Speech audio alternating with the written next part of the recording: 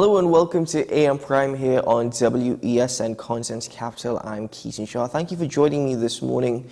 We get immediately into the meat of the matter. Well, I'm joined by the former President of the Senate and Attorney at Law, Mr. Timothy Hammersmith, as we continue our analysis of the ongoing Brent Thomas case here in Trinidad and Tobago. Mr. Hammersmith is with us via Zoom. Good morning to you. Good morning, Keaton. Good morning to all your viewers. Great to be here again on WESN. Well, thank you very much for joining me, sir. Start with this particular phrase, no cabinet involvement. It seems as though there are certain government ministers, inclusive of the Prime Minister, who have distanced themselves of having any knowledge of this alleged illegal abduction of Mr. Brent Thomas from Barbados' jurisdiction to Trinidad and Tobago. Do you think that the citizens of Trinidad and Tobago should take this at face value, that the Prime Minister nor the Minister of National Security were aware of what was taking place? Well, you notice that the actual phrase is no cabinet. So I take it that means the collective cabinet meeting together did not. It is hard to believe, given the evidence that we have before Justice Rampersad, that somehow persons in Barbados, who now it turns out appears to be part of the RSS, get involved in providing an aircraft for two policemen in Trinidad to fly from Barbados to Trinidad, and that there's been no involvement of government. I mean, that's the difficulty I think that the public has. It's hard to believe that the government were not involved in some way, and it doesn't mean that. Individual government ministers is what may be believed to have permitted this in the absence of any evidence to the contrary. Nobody has been forthcoming. No one has been forthcoming that I'm aware of who has explained how did the RSS get involved in this matter? How did armed personnel in Barbados, and they don't appear to be personnel that are Trinidad and Tobago personnel, how do they get involved in arresting a Trinidad citizen, taking him in from his hotel, and getting him put into a plane, an aircraft, taken to Trinidad? In the absence of explanation, it's hard not to believe. Well, Mr. Hammersmith, the mere fact that the Minister of Energy and Energy Industry, Stuart Young, stood up in Parliament and responded to Opposition Member of Parliament Rudal Monilal that it wasn't a national security aircraft, nor was it a commercial aircraft that was used. It was an RSS aircraft. Does that suggest that there were indeed those who were aware as to what was taking place? Or is it just being prepared to respond to questions in the event they're raised in Parliament? Yeah. So the RSS is a regional security system based in Barbados, but that does not include Trinidad and Tobago. So it's not as if, this is a body over which Trinidad and Tobago is not part of, has no control over, and yet you are able to initiate what is referred to by the judge as an abduction of Mr. Thomas from Barbados, arrest him, or at least whether you call it arrest, you go into his hotel room with men, a number of men in some sort of black uniform, arrest him. They have guns with them, so you're not going to resist that type of approach. And you are dragged into a vehicle, taken to to the airport and into an aircraft, which we now know are told that it belongs to the RSS. It doesn't matter who it belongs to. There still is the inference that someone was able, and when I say someone, I think the general public believe that someone is a person above the rank of the superintendent who was involved in the matter directly in terms of the interface between the police and Mr. Thomas. He appears to be there. We're told that in order to leave the Trinidad and Tobago, that policeman would have had to have approval from the Minister of National Security. Of course, he could have be on a frolic of his own. That's possible. But the mere fact that an RSS aircraft, nothing forthcoming. The mere fact that an RSS aircraft was used, I mean, is there any set standards or set policies and procedures for instances of police operations to be conducted in this particular manner?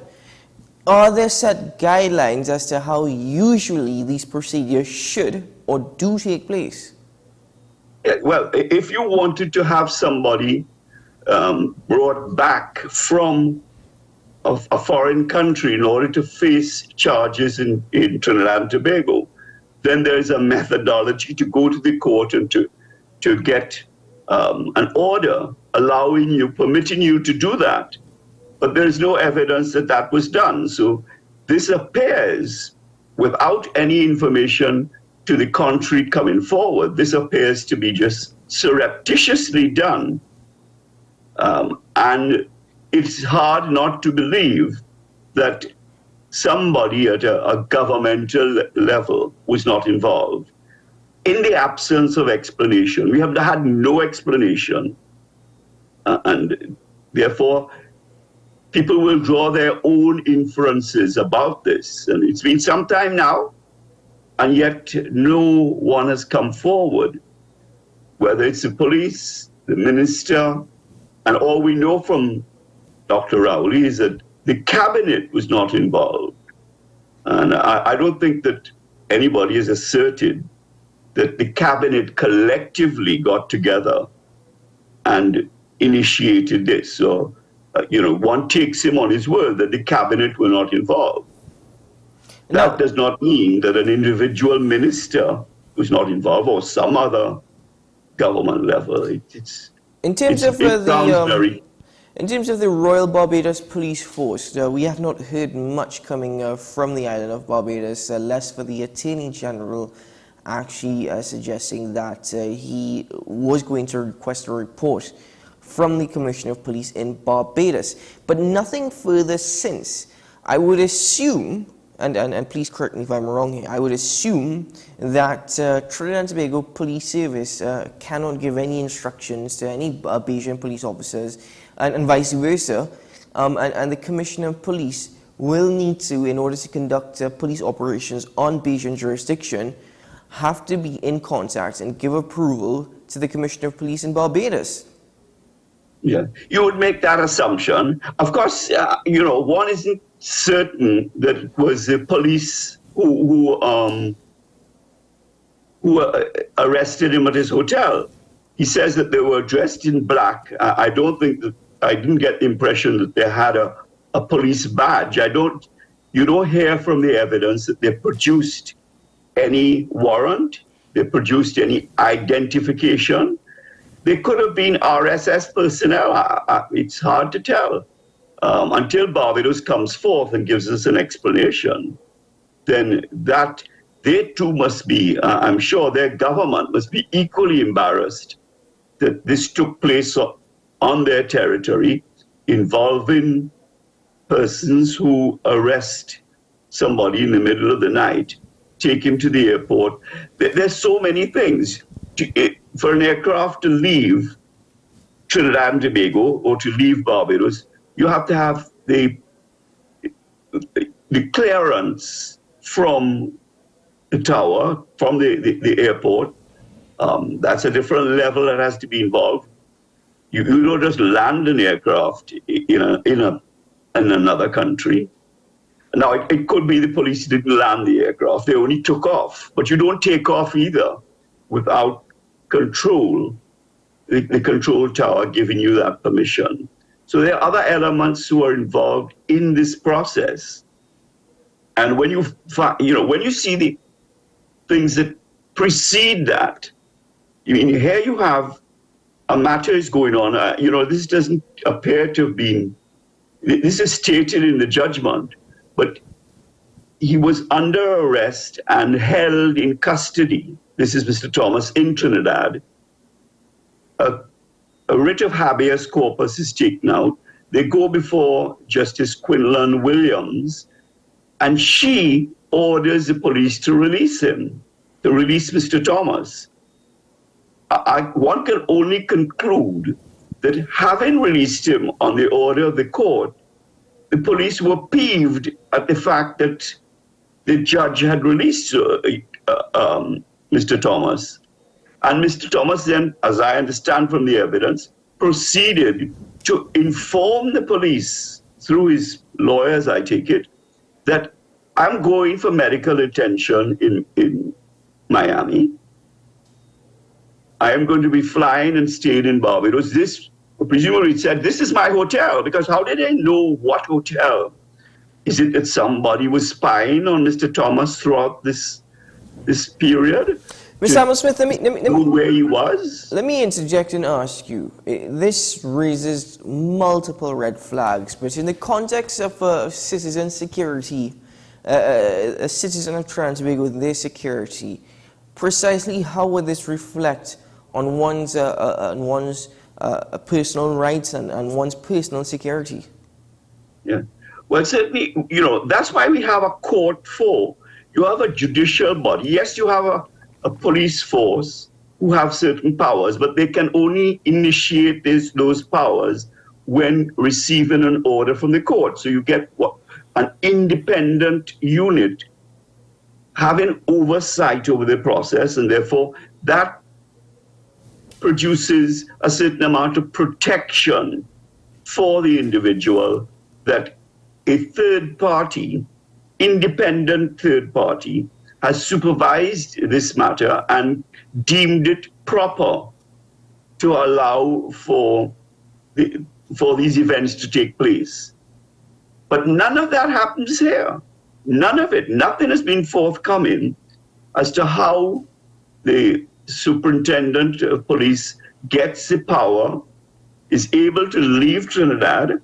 We don't know if he left in a commercial aircraft or a private aircraft or the army aircraft. Certainly, I'm not aware that the police have any aircraft of their own. And was that done surreptitiously? Was he allowed to? Did they apply to the Minister of National Security for permission for him to leave? Therefore, this ordinary citizen, therefore, says, but this can happen to me too. A policeman in Trinidad and Tobago can initiate a process, not use the judiciary to intervene, who is the bulwark of the protection for democracy, and assert rights. When that sort of thing happens, it's a reminiscence of, having a mongoose gang just picking up people, through women fancy. If you have an axe to grind against somebody, can somebody just be taken off the streets and put into custody? And hence the reason, of course, for the habeas corpus application. It indicates that some judge supervised this issue and came to the conclusion that it was wrong to continue holding Mr. Thomas in custody. Mm-hmm. Now, let me ask you furthermore. So we understand, the basics of the case thus far. We wouldn't know everything, and the state has already appealed on 24 grounds. But in this entire matter, it is very troubling and worrisome The other aspect of it is that does the Prime Minister use his position or his designation as head of the National Security Council conveniently?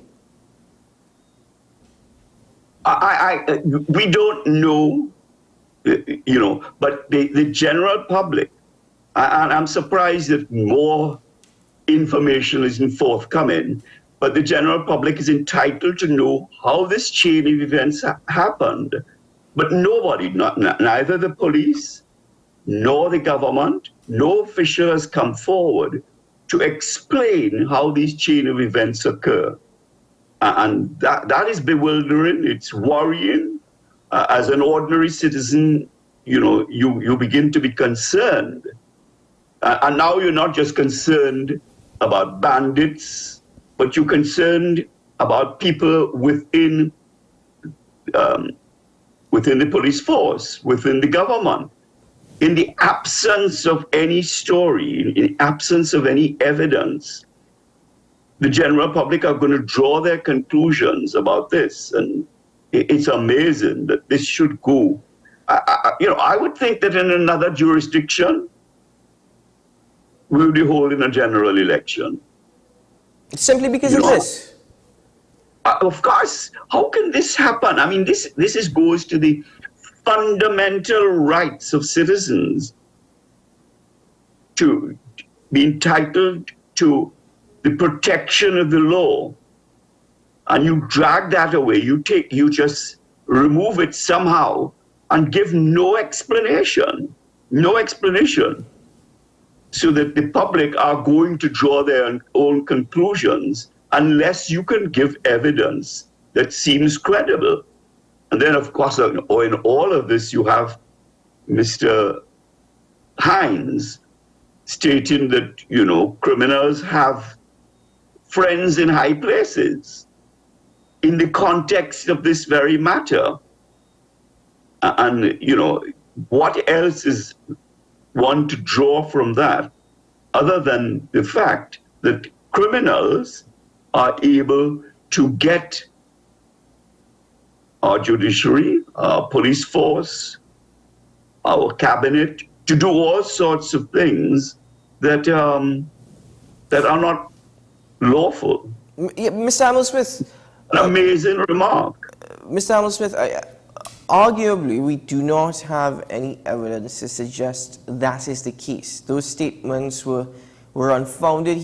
The Honourable Minister of National Security did not provide any proof or anything to actually concretize that statement.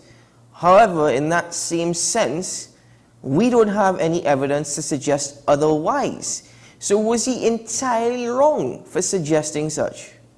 I think so the Attorney General comes forward, I think totally embarrassed, and tries to explain to the country that is not what he meant. Well, everybody, it's just English language.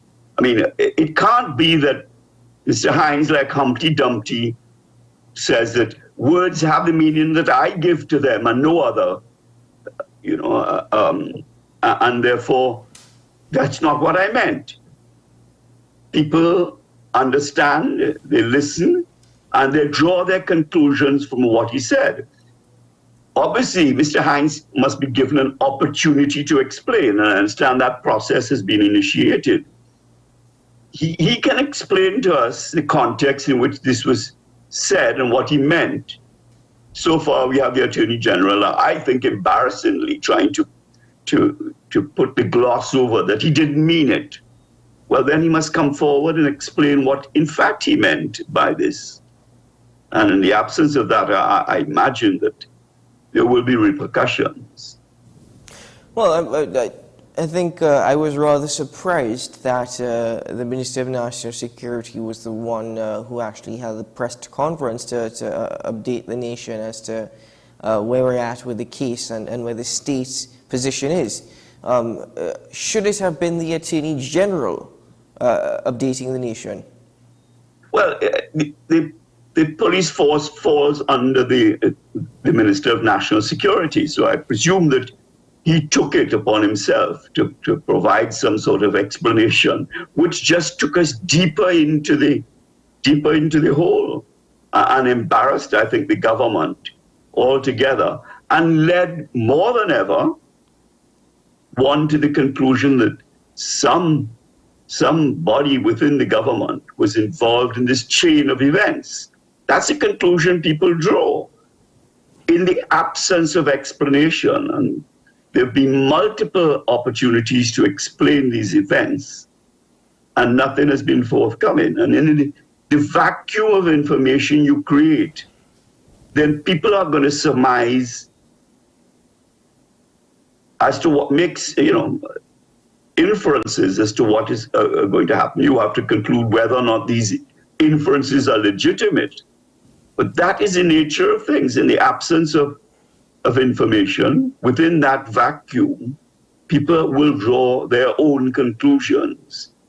And you would think the government would come forward to let us have a narrative that explains all of this. And even if all you do is to say, well, the government has no explanation, perhaps they just don't know. They're totally in the dark about this. That's a possible scenario.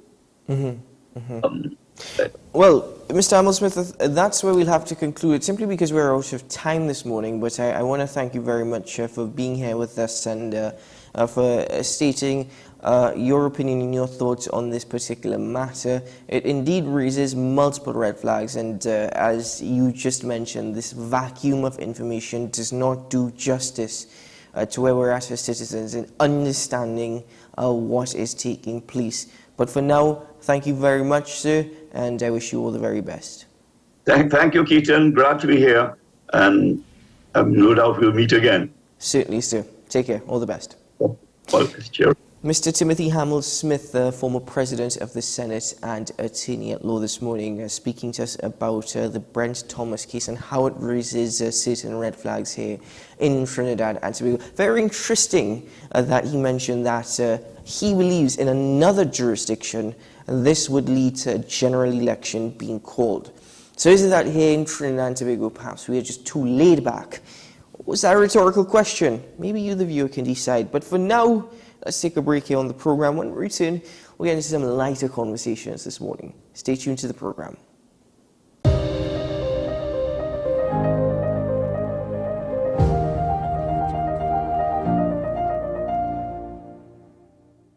The best laptops and tablets are at dbesttoys.com. Get a Gateway 14.1-inch Ultra Slim notebook or an HP 14-inch laptop at the best prices in TNT. Get the Fire 7 tablet for $474. You can also shop the latest Amazon Fire Sticks. Call now at 32-DBEST to order or visit us in-store at Forces Flagship MacBean. Shop online now at dbesttoys.com. Free delivery available throughout Trinidad and Tobago. Cash or links on delivery.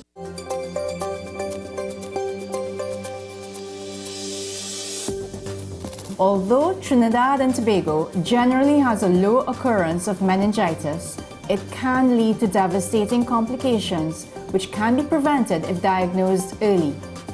Signs and the symptoms of meningitis, what would that look like? This is not your little, I think the child feeling warm. Not responding to Panadol at all. Not responding to Panadol. The child is lethargic, the child is not drinking, the child is not eating, the child probably is going to be vomiting, the child is going to look very child may be breathing heavily, real sick child. What's up, Doc? Every Tuesday and Thursday on WESN, Content Capital. With society plagued by a host of issues, with debates surrounding our urgent concerns falling short, with questions of our future not always being answered. The conversation continues. Join me, Kemuel Pascal, as the voice of the youth comes to life. We will confront the controversial topics of today's world to gain answers that are key for a better tomorrow. One and One with me, Kemuel Pascal. Wednesdays at 10 a.m.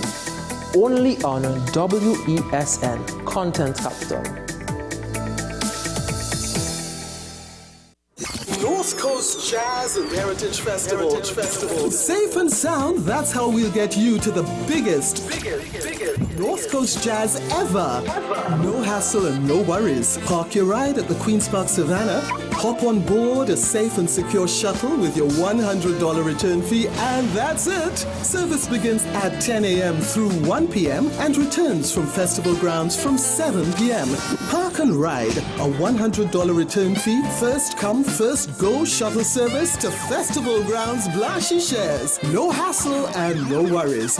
North Coast Jazz, May 27th. Born here, played here. Tickets available at Crosby's, Extra Foods Endeavour, Shogunus Main Road, Sangre Grande, Arima, Grand Bazaar, Mart's Liquor Mart, Diego Martin, Kenny's Sports Outlets, Athletes by the Park, and WESN.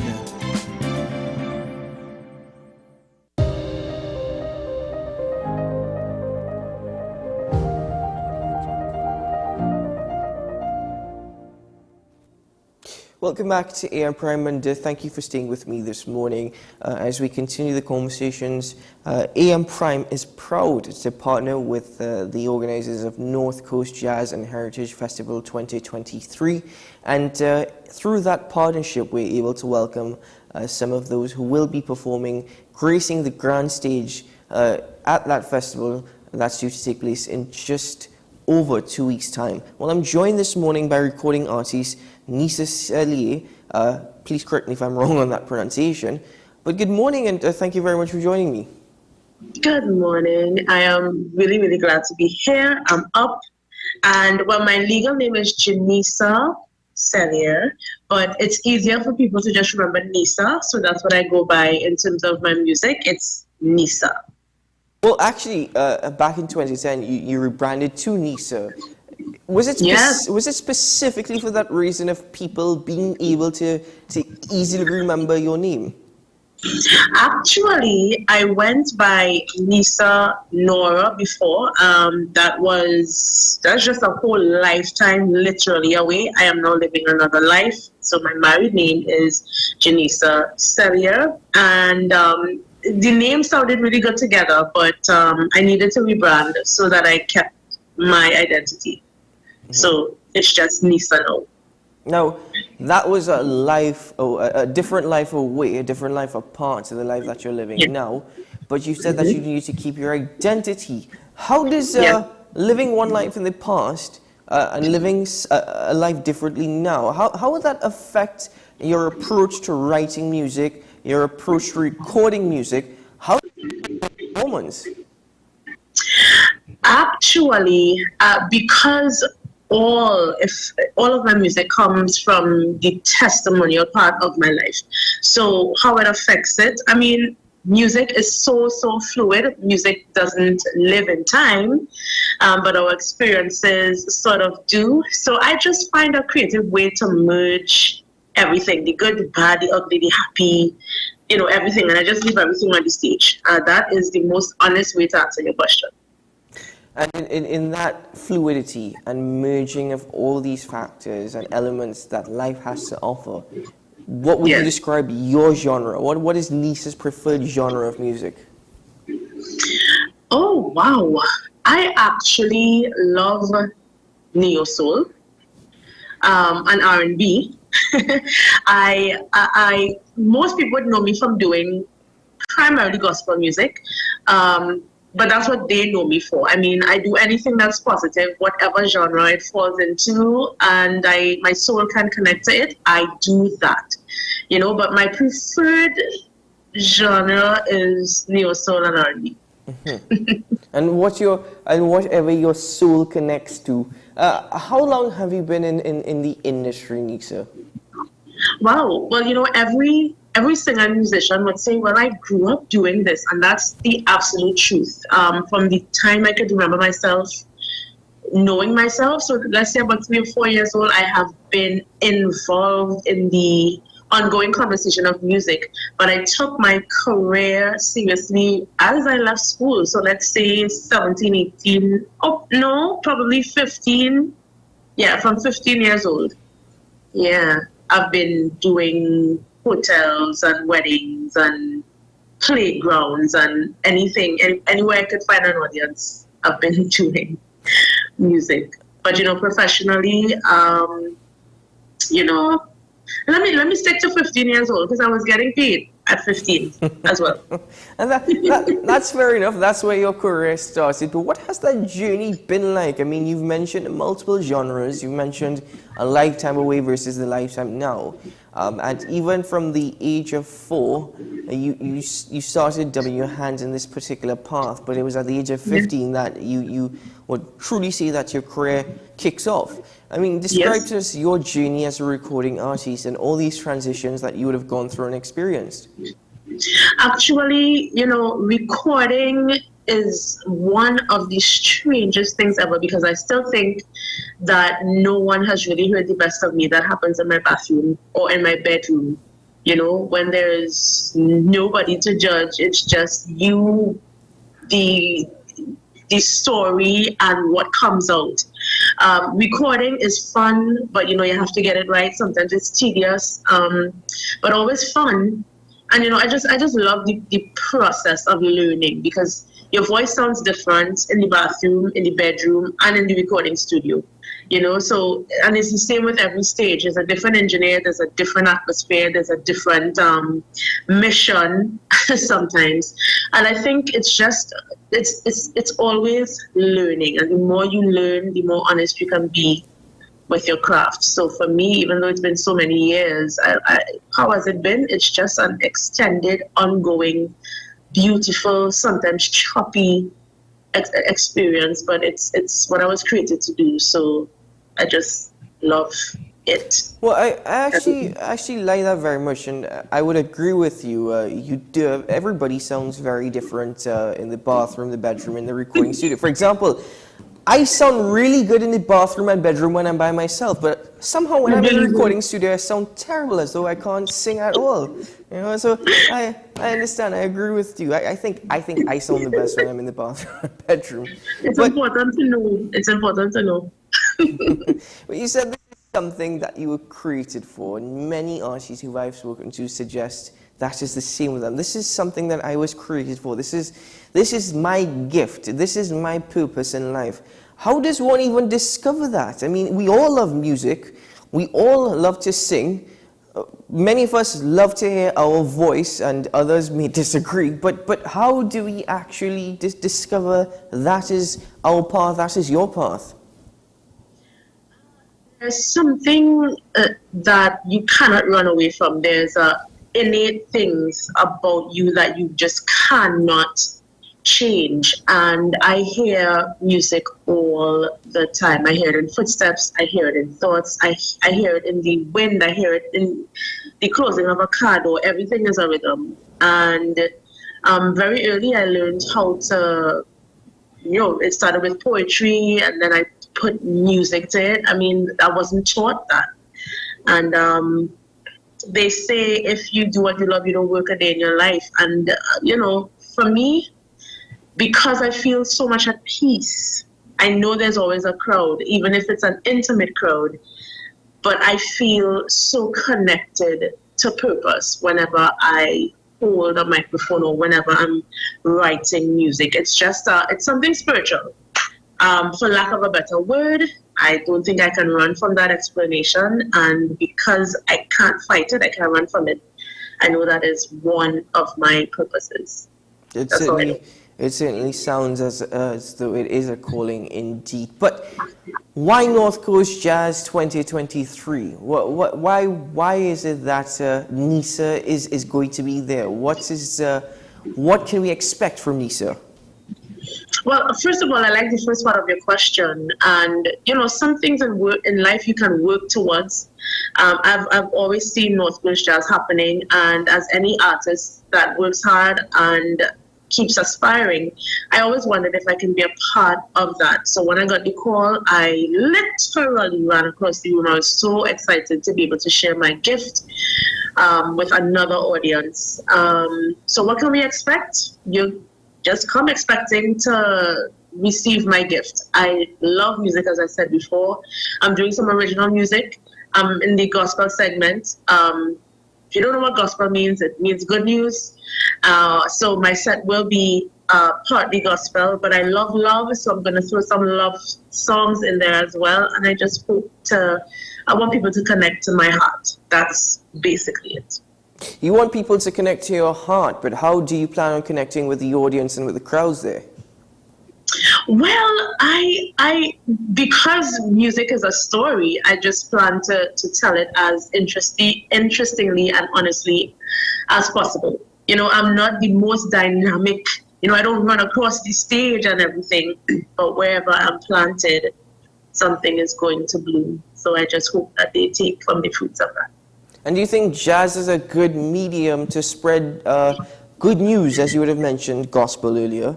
And if people don't know what gospel means, it means good news. Is jazz or a jazz festival a good medium to spread that message and to spread such words?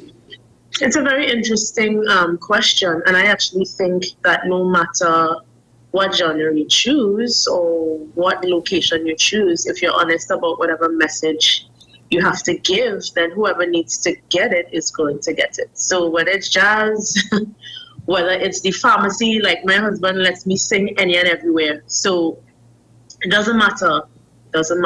Everywhere is good ground.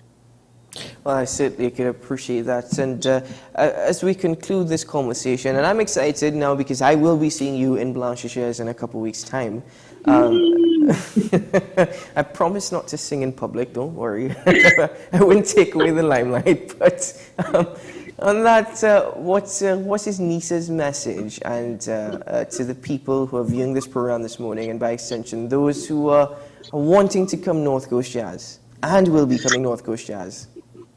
All right. You know, I think that our land or the world is plagued by so many negative things. And I think music, once you decide to let yourself experience it, can really take you away from your troubles.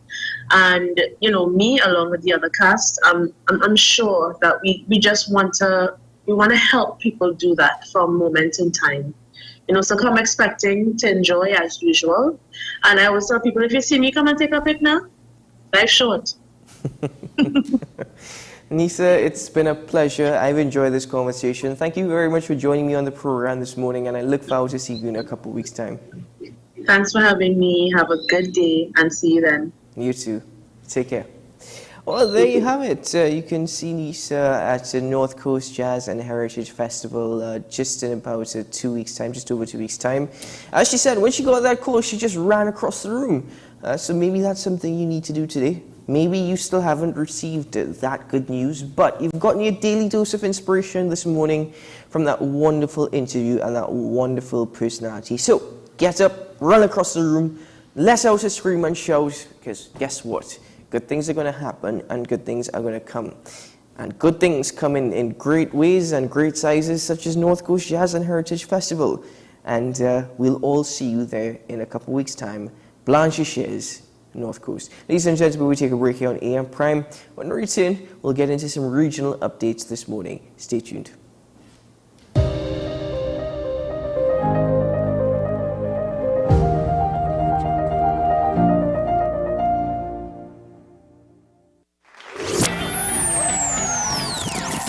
This May, the spectacular event you've been waiting for is coming. May 27th, celebrate amazing North Coast Jazz and Heritage Festival. Festival grounds, Blanchichez. Born here, played here. Tickets available at Crosby's, Extra Foods Endeavour, Shogunus Main Road, Sangre Grande, Arima, Grand Bazaar, Mart's Liquor Mart, Diego Martin, Kenny's Sports Outlets, Athletes by the Park, and WESN. The best birthday gifts are at dbesttoys.com.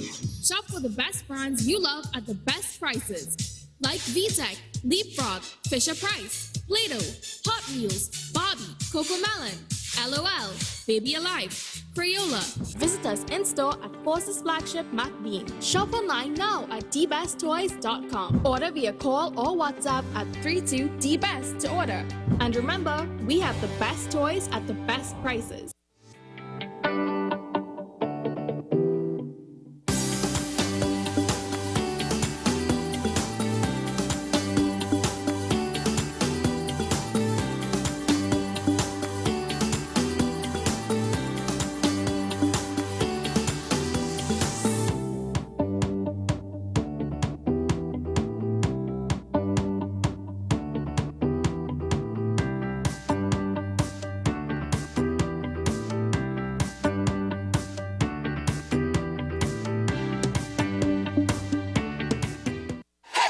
FanZone, your reliable, authentic supplier, has just gotten better. You can now visit our website www.fanzonett.com for your authentic wear and collectibles. The only place where you can use both your Visa debit and credit cards. Visit our website fanzonett.com to make your purchase today. Every word, every line, every paragraph depicts a real moment in someone's life. A father, a sister, a mother, a brother. We at Newsday are dedicated to you, the people, and through independent, unwavering journalism, strive to always bring your stories to life. Because your stories are more than just words. Newsday, independent and credible. The issue, the continued rise in the price of flour and its impact on the cost of living in Trinidad and Tobago. How should we go about it? I want to ask you what has been revealed to you about the state of vulnerability in the country because of this exercise and because of what we're going through. Is the government losing the war on the vaccine front? The discussion should revolve around the common good for the greatest number of people in Trinidad and Tobago. How do we inculcate a sense of respect and regard for people who may not be of your own political ilk or persuasion? The communities are now being used by political opportunists. So when the tables are turned, it's the same way. Okay, this has been 10 questions. I'm Andy Johnson, and we'll see you next time. People really want to know, what about me? Where do I fit? Yes. What is in the ride for me in terms of a better Trinidad and Tobago? And I'm pleased to shed some light on that. The purpose of bail is to ensure your attendance at court. That's it. It is not punitive. It is not rehabilitative. We, the police officers, we are professional, and we are here for whenever the survivor is ready to come forward. We have the right to private and family life, the right to religious freedoms and beliefs and thoughts and expression. But these rights are not absolute. Certain rights can be limited. The law is to govern the whole. It's for all of us in public.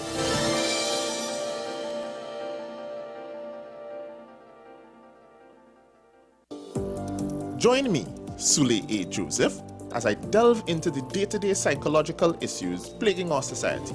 We will discuss behaviors that encompass the biological influences, social pressures, and environmental factors that affect how you think, act, and feel. Sight, Thursdays at 11:30 a.m., only on WESN, Content Capital. Is it politics? What is it? Is it that nobody cares about sports? The kind of support that sport used to get in the past is no longer here. The thing is, taking a knee doesn't mean that that's the only thing you're doing now, Andy. Right. Taking a knee along with other stuff. Samantha, what are you looking forward to when you return home to Trinidad and Tobago after winning the title? Thank you very much for speaking it into existence. Is there no pressure on Nicholas Ball? It makes me more motivated to work hard and to go out there and rep the red, white, and black. Why are we sending a team to the Winter Olympics? There are a number of Trinbagonians who are in the diaspora and have grown up in winter sport. It's an opportunity that the Trinidad and Tobago Olympic Committee will not close the door on. I also believe in the players that we have. Once you can motivate the players, you can get the best out of them.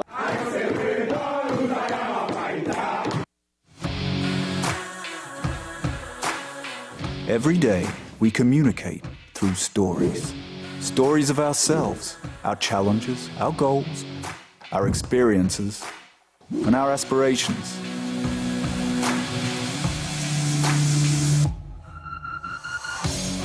Storytelling is an art that we have mastered. WESN Film Studios comprises a collaborative team of experts with extensive industry experience locally, regionally, and internationally.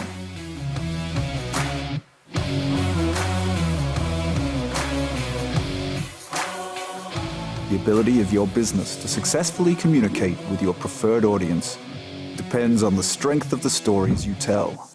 Your vision should be communicated in a high-quality, professional, and creative way.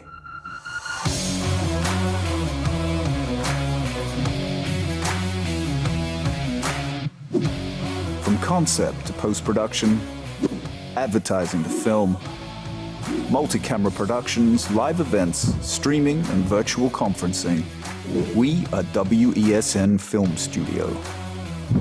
Let your own unique voice be heard and your vision realized. Call us today at 628-5835 for your next production.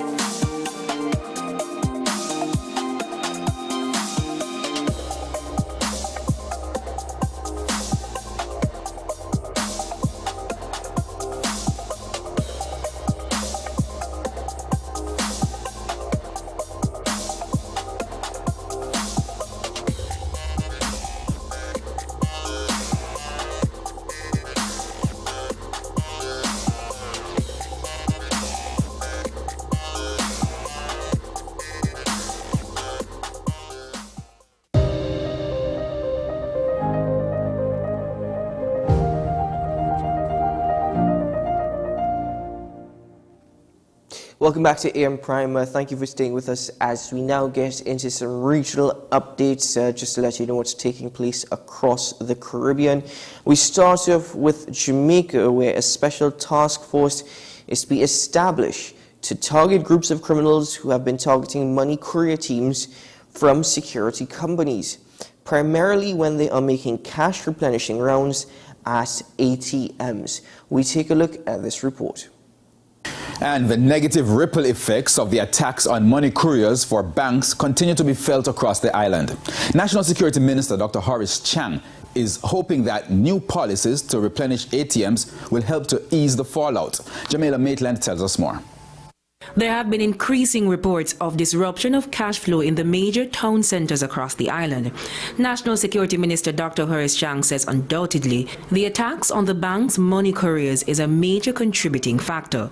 He says following a meeting with the police and the private security companies on Tuesday, a few changes will be made to improve the safety and security of the guards, the public, and the delivery of cash to the ABNs. Strengthened operational standards to include specialized training and certification of the security guards involved in cash transit management.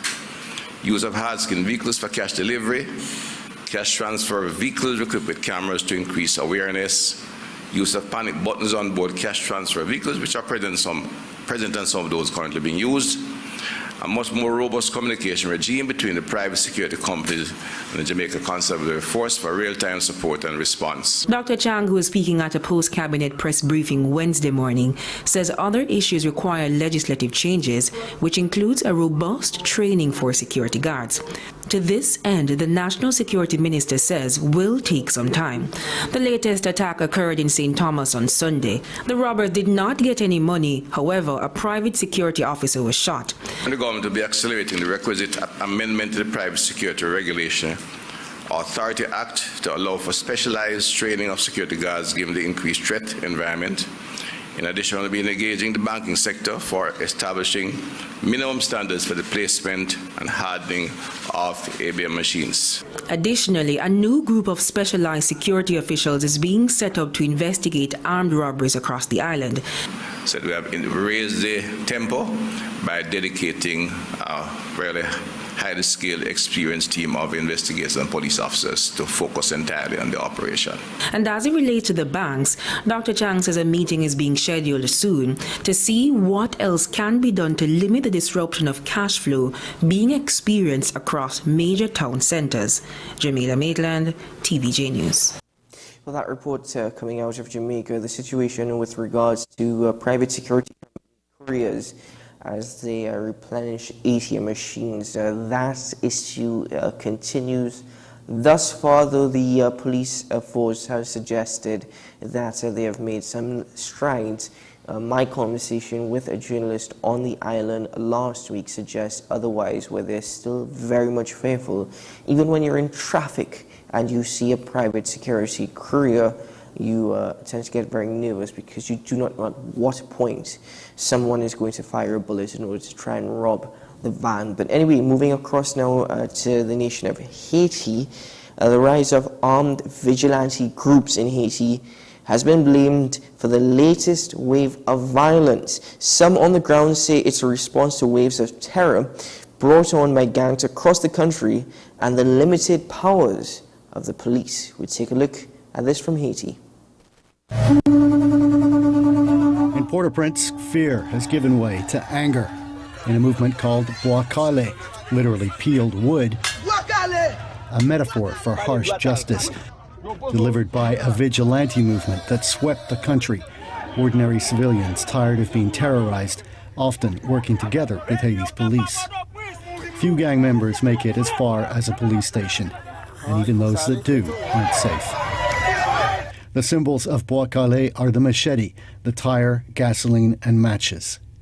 It began April 24th when police captured over a dozen gang members and a crowd gathered demanding revenge. And the crowd stoned them to death and burned them to death. Word spread, sharpen your machetes, and even in the churches, pastors called on their flocks to take action. And so this has created a whole movement all over the city and even the country. Haiti's Canadian-backed Prime Minister has condemned the movement, but he's been widely ignored, even by his own police force. This popular officer, with a reputation for killing bandits, says it's not the government that pays for his operations. A group based in Montreal has supplied him with everything from drones to fuel. Residents of La Boule 12 got tired of waiting for the government to take action and so cut their own deal with police, paying over $30,000 to fix and upgrade a broken Canadian armoured vehicle on condition it patrolled their neighbourhood only. So after almost a year of zero action, this lawyer led that effort. He said something had to change. The residents, being the victims, started to take matters into their own hands. As a lawyer myself, it pains me to say it, but there's a bunch of summary executions. Today, in that neighborhood, the gang is gone and residents are cleaning up. So there's the sense of relief, even though there's a trauma associated with this area that is not coming out anytime soon. But if Bois Calé has brought peace to this neighborhood, it's already killed some innocents by mistake and opens an unpredictable new chapter in Haiti's gang war. Evan Dyer, CBC News, Ottawa. Vigilante justice, that's the situation in Haiti, given how the citizens are totally frustrated at the lack of police resources and police power. They've decided to take things into their own hands, but as that report stated, it's already cost the lives of a few innocent people. Well, arguably, so has crime. Does vigilante justice counteract this? Well, that's up to you, I guess, to think about, to analyze as we break for WSN's News on the Hour. We'll be right back after this.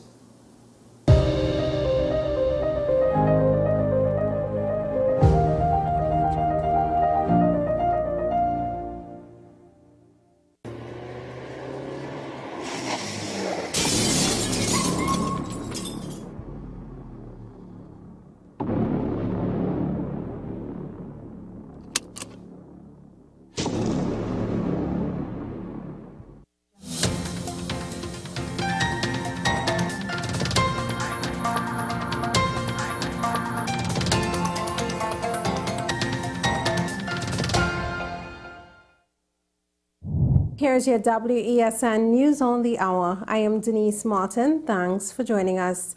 Here are the headlines. Police investigate death of a 4-week-old baby. TTBS continues investigation into schools bomb threats. Regionally, 2 die in Barbados house fire, and internationally, over 50 dead, hundreds hospitalized, and thousands displaced by ethnic violence in India. Now for the details. Police are investigating the circumstances surrounding the death of a baby who was found unresponsive at his home.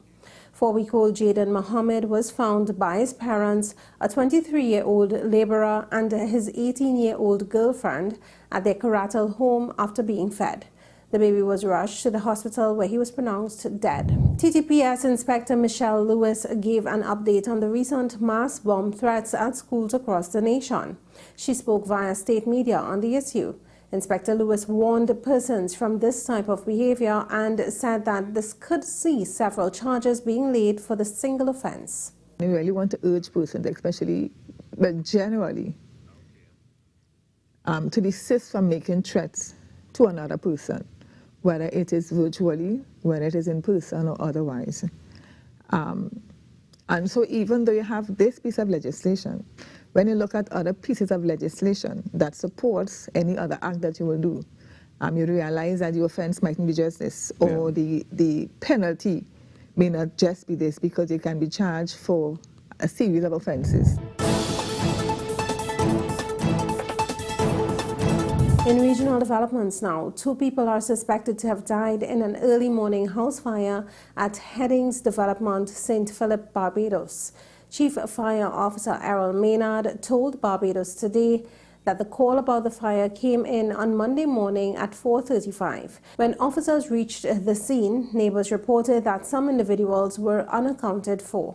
After officers brought the fire under control, they discovered what appeared to be human remains in the structure. Investigations are continuing. In international news now, ethnic violence in the Indian state of Manipur has killed more than 50 people, leaving hundreds hospitalized and displacing 23,000, according to hospital officials and the Indian Army. At least 55 people have been left dead and a further 260 hospitalized since violence broke out between members of 2 ethnic groups earlier this week. The Indian military, meanwhile, said that 23,000 civilians had fled the fighting, with displaced people being housed in military bases and garrisons in the state. Well, that was your news of the hour on WESN. I am Denise Martin. Thanks for watching.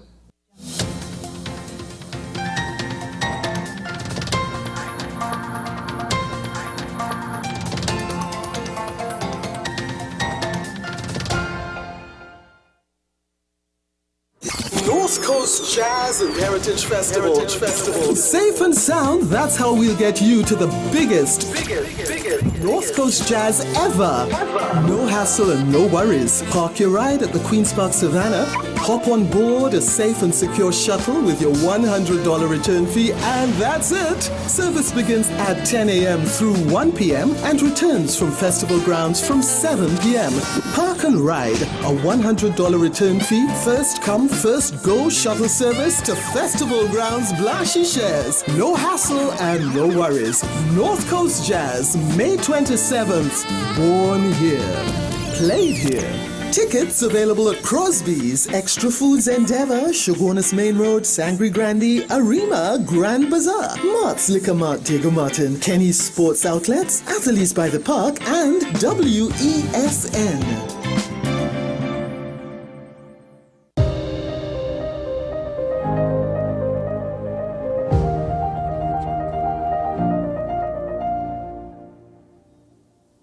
Welcome back to AM Prime, and thank you very much for staying with me this morning.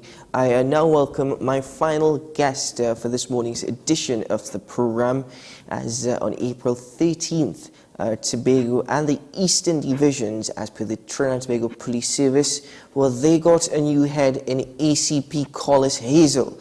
Now, we're going to discuss this morning his roles, especially as it relates to Tobago, and we'll get into the shared responsibilities of the Tobago and Eastern Divisions later on. But he's with us via Zoom this morning. Good morning, sir. Good morning to you, and good morning to all your viewing audiences. Well, sir, thank you for joining me. A son of Tobago, growing up in Tobago, spending many of your young years in Eastern Tobago, and now you are the head of the Tobago Division. You've made a suggestion of wanting to reduce the serious crimes by 10%. As we get to that particular point, how do we assess or analyze in trying to understand and get to the root cause of crimes in Tobago? Okay, so basically I would want to say that getting into Tobago, what I did is to do, I did an in-depth analysis of the data that is coming forward from the Trinidad and Tobago Police Service. And thus far, Tobago Police Division is enjoying a 32% reduction in serious crimes that are committed on the island. So straight off the bat, we are challenged like many other places in terms of dealing with our murders. And of course, this is not a good place that we would want to be able to treat with that instantly. Mm-hmm. Not being a good place to treat with that instantly, but you've been in this role for just under a month now. In terms of formulating a crime plan, what is your plans? What are your plans, sorry, and your crime plan for Tobago? Well, quite certainly, the plan for Tobago, as any other within the Trinidad and Tobago Police Service, focuses attention on making every place in Trinidad and Tobago safe. And therefore, the plans, we have to take into consideration that Tobago enjoys a relatively low amount of crime and criminal activity as a tourist destination. And it is my plan with my officers to ensure that we maintain that reduction. And therefore, in going about, in planning to treat with that, one has to understand what are the root causes, what are the precipitating problems that is responsible for the surge and upsurge in crime and criminality on the island. And like quick assessment would say that, of course, we are like any other areas with porous borders. We are an island that is bounded by from Trinidad by water and other Caribbean nations as well. And therefore, the whole question of persons coming to Tobago to commit crime and Tobagonians themselves participating in crime is quite prevalent. How do we treat with that? It is important that we need to strategize and to focus on, one, community engagement. What is one of the best ways in order to achieve that is to ensure that the information itself comes from the community. And that is one of the devices that we are going to do to ensure we do that. We want to restore and build public trust and confidence so that the information that we receive from the public would be treated in a most confidential manner. So we want to strengthen our community engagement with our stakeholders. We want to build effective community partnership. And of course, we are going to focus by way of accessing intelligence and information by so doing that. ACP Hazel, just based off of a statement that you made in your response, am I right to interpret that there is the suggestion, or your suggestion, that there are Trinis who are coming across to Tobago? Those are the ones that are committing the majority of the violent crimes? I will not say that at all, because crime, what we are seeing now is partnership in the criminal world. The inclusion of gangs in making their way in different territories in operation. So while it may be, we do have participation, involvement of Trinidadians, I am not going to put my head on the block to give the impression that Trinidadians are the only one committing crime. Tobagonians are encouraging crime and criminal activities on this island. because the Trinidadians don't know here more than the Tobagonians do. And therefore, that is one of the areas that we have to be able to treat with and to ensure that we put all our strategies in place in order to reduce crime by way that is committed both by our local and by persons who do not reside here. Now, in terms of your leadership style, which is also key and crucial to any crime-fighting plan, what is your leadership style that you intend to practice whilst the head of the Tobago Division? What I can say, and I've been saying it since yesterday, even to my officers, is that one could expect me on the ground. I am not an office person. I am a person of action. And therefore, I have given all instructions to all under me that khaki boots will hit the ground running. We have to lead by example, and therefore, this crime fighting in Tobago calls for active leadership and participation with our troops, because we are operating in a period of exponential change, a period in which our young officers requires that level of resilience and commitment where they can be encouraged in order to go forth in this fight. The experience of the senior leaders is necessary, and therefore we cannot sit comfortable in our offices and not assist. I have also been, for those of persons who know me, I came out of the operations in terms of working with communities, so I must say that I am welcome on the island, and informations are coming to me, and I want to thank all those persons who have been providing me with the informations in order to help reduce crime and criminality on the island. And therefore, we're going to use these information in the most confidential way in order to bring a dent on the situation that is taking place in Tobago. Let me speak about what you just said, that relationship with you and your officers there on the island of Tobago. You know, I'm certain that thus far everything that you've suggested is all well and good, but what about dealing with the low productivity of officers on the island there? There have been not very positive comments about the response of the TGPS on the island of Tobago. Even you have acknowledged that. How do you plan on dealing with low productivity of officers on the island? For me, I always tell my officers that titles are granted, but it's your behavior that will earn you respect.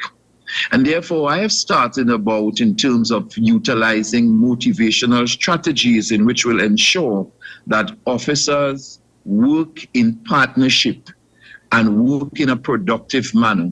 Now, even yesterday, I was listening to some concerns as I go out and meet the people, meet the officers, sworn and unsworn at the point they are at. And I'm taking copious notes and listening to their concerns. And some may have been disenchanted by the way in which the situation, they have been burned out coming through the COVID pandemic, the shortage of staff that we have in Tobago, and people more or less tired to some extent. And therefore, the best way to do is to motivate people in providing that guidance and support and being there with them, showing them that you care and understand the person's situation, what it is they are going through, how they are being affected, and work with them. Therefore, it is my intention to ensure that these strategies are utilized in order to motivate them, in order to move on. But I'm there to say that all is not lost. Dirty waters do not stop plants from growing. So we are not about letting the negative words and some of these negative issues stop our progression from being productive. Mm-hmm. Would you say, in that same sense, that there are too many Tobago police officers as part of the Tobago Division? Is there a need for the inclusion of officers from Trinidad? I would agree with you to some extent that there needs to be some rotation over time. Tobago is a relatively small place, and therefore it can be affected by friendship, kinship, and relationship. And I think that this is a strategy that will be used sometime in order to ensure that we have a different pool of human resources in order to support our initiative of crime fighting on this island. And would you say that you have been given your fair share, or what is available, the resources made available to you? Would you say that it is adequate in your crime fighting plans?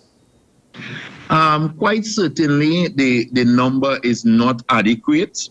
However, one needs to understand that we are working in the context where we are working in, that therefore you have to find ways in order to deal with change. You have to find creative ways in order to problem solve and to minimize risk in using that, in minimizing risk and reducing risk. And therefore, within Trinidad and Tobago, we are operating within a situation where we are challenged by crime, and therefore people are asking for various human and material resources, and therefore it's no different. So going over the waters and shouting and asking for things that you know that is not there, what is best needed is to embrace our community partnership engagement, so that what I have been doing is utilizing the other arms of security on the island, just as the TTDF. I have been utilizing the other security agencies. We have the Port Authority, we have the prisons, we have the fire, we have the Coast Guard, we have the customs. All these agencies, since I came, I met with the head of these divisions, and I am working on a plan that will see us work harmoniously together in problem solving. One has to understand that this issue of security and crime is all of us concerns, and therefore we need to be able to form that partnership, and not for 1 minute believing that that police alone can do it. And hence the reason why we have engaged in that extended stakeholder partnership to bring a level of a plan that will see us working at different times in order to deal with these problems. We understand the people, we understand our strategy, and we are working with a purpose. Well, ACP Hazel, the question about your position as head of the Tobago Division and the Eastern Division. Now, I don't think there are many doubts as to your capability and your experience to actually carry out your duties and responsibilities.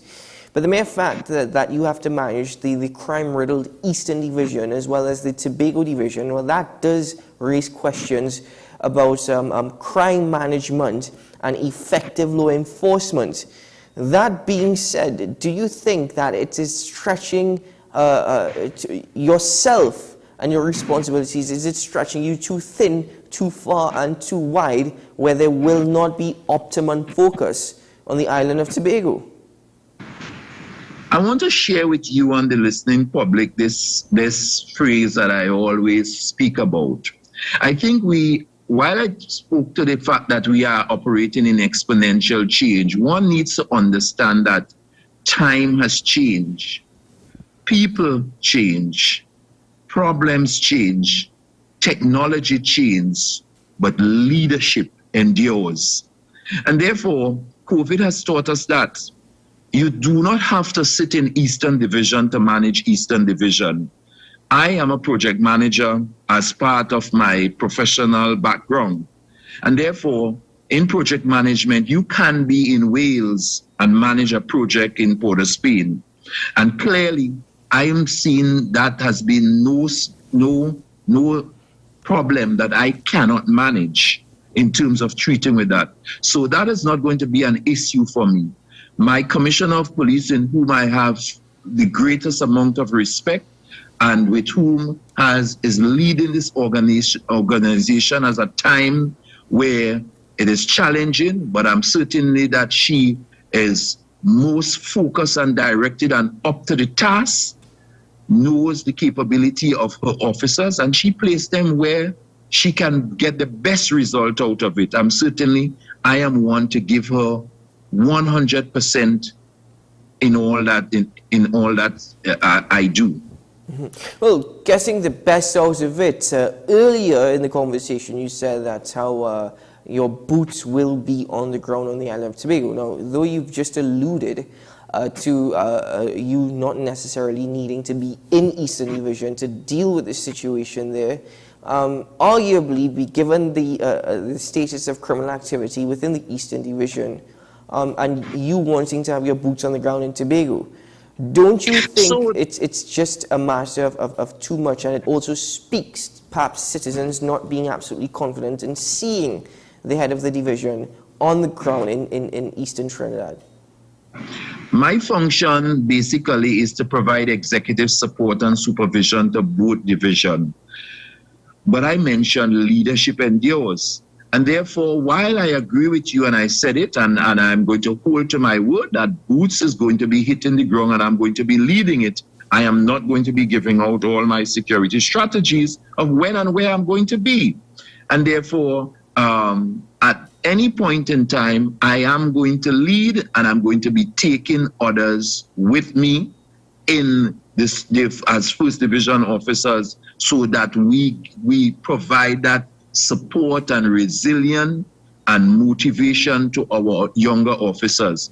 However, I want one to feel comforted that the office of the Assistant Commissioner is based in Tobago, and of course it is also based in the Eastern Division.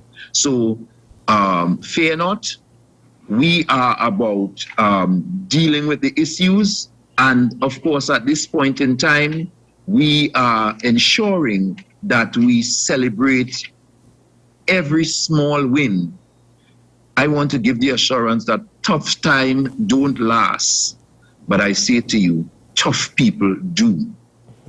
So therefore, it is obviously the only way is that in order to judge the progress and to judge your progress, again, not questioning your capability and your experience, but the people of Tobago and the people of the Eastern Division of Trinidad could hold you accountable for the crime management and the fighting against crime and criminal activity. Quite certainly, as a leader, you wear the crown, and therefore your attitude will determine your altitude. Certainly, I am going to lead, and I'm going to be leading by example. Well, ACP Collis Hazel, we could only extend our support to you, and I wish you all the very best in your fight.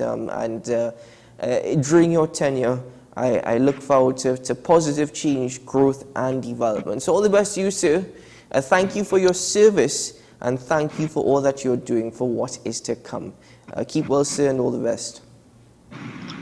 Thank you very much to you and all your viewers, and do look forward to a successful crime-fighting initiative as we work together in partnership to solve mutually defined problems. It has been a pleasure. Thank you very much, sir. Well said. That was ACP Collis Hazel, the head of the Trinidad and Tobago Police Services, Tobago and Eastern Divisions. He has given the assurance that he is very much able to do the job. And again, I think personally, my personal opinion is he very much has the experience and is equipped to certainly effectively carry out his plans. Obviously, there will always be concerns given the spate of crime and criminal activity over having to sit at the office in Tobago while also managing Trinidad, but he has given the assurance that he can do it and he will do it. And yes, we should all throw our support behind him, because as he said, it's mutually defined. We're in this together, and we as citizens have responsibilities and duties as well. But that's it for that interview, and that's it for AM Prime here on WESN Content Cap. So just to give you a quick recap of this morning's discussions, we started the conversation with the former President of the Senate and Attorney at Law, Mr. Timothy Hamill-Smith, as he shared his thoughts and opinions with us as to the Brent Thomas case and how it raises multiple red flags, inclusive of private citizens' security and rights. And then he also made a statement which I found very intriguing, and something that I'd like to expand on a bit more later on, and that is he believes in another jurisdiction such circumstances will lead to a general election being called. Well, that, given all the controversies of the current administration, certainly says a lot as to the magnitude of this particular case. And then it was my privilege to welcome Nisa. She will be at North Coast Jazz and Heritage Festival 2023, a recording artist who has certainly a gift and a talent. She says it's her calling, and it's certainly something that she couldn't hold back.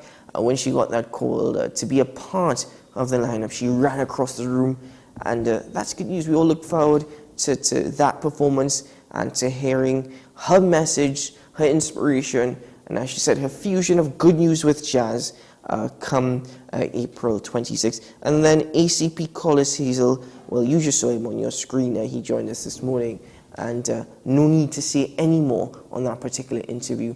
But ladies and gentlemen, I'm Keaton Shaw, and I thank you for starting your day with me and for giving me that honor and privilege of being able to share a daily dose of what's taking place in TNT with you this morning. I wish you a great day, may it be a productive one. Always be mature and rational in whatever you do. Be disciplined, and because we can make Trinidad a little bit sweeter, only if we try. But ladies and gentlemen, bright and early again tomorrow morning at 6 a.m. I'll be here, and I look forward to welcoming you once more. But for now, have a great day. Bye-bye.